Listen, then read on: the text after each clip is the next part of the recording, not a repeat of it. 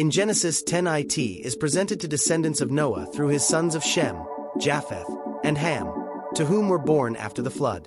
For through these descendants it was made dispersion of the nations on earth.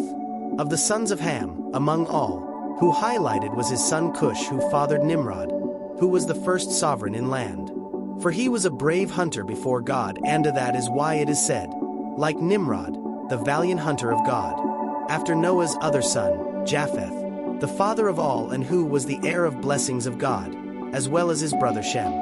For, as we saw in Genesis chapter 9, the only one to be cursed was his brother Ham. Then from Japheth there was the spread of the islands of nations.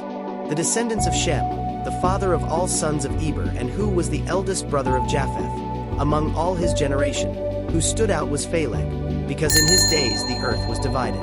Each one of Noah's sons had his descendants, their lands, their languages, their tribes, and their nations.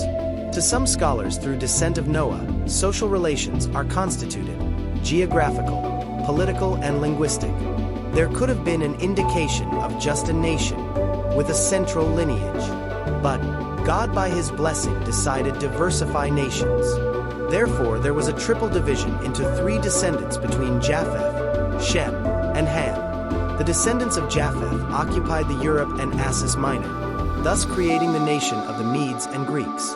Now the descendants of Ham went to the south and the southwest, highlighting the Egyptian peoples, the Babylonians, the Canaanites, and the Israelites. The descendants of Shem occupied the south and southeast, and thus arose the Hebrew people, who had their lineage chosen by God. For they would be the people of divine promises. Through the descendants of three tribes there was the spread of their people in land. We see that there was the repopulation of the world after the flood. God not only preserved humanity after the flood, but also, imperiously, organized the nations, languages, and cultures of the land. Through the tablets of nations, we observe that all peoples have the same Creator, that the perfect design of God, conceived by the genealogy of the children of Noah, Shem, Japheth, and Ham, the origin of nations on earth, which will repopulate not in mythical way and seem real, because the God's pupos is much greater than only Israel.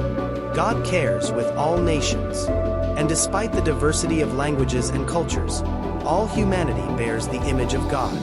And who is below the leader divine, even when they choose to walk away of him? This diversity was not to chance, and yes, fruit of God's plan. Every people has its place in history, and all are part of the divine purpose. And independent of geopolitical conflicts of cultural, God remains supreme and lending the history of the world to the fulfillment of your will. Glories to God.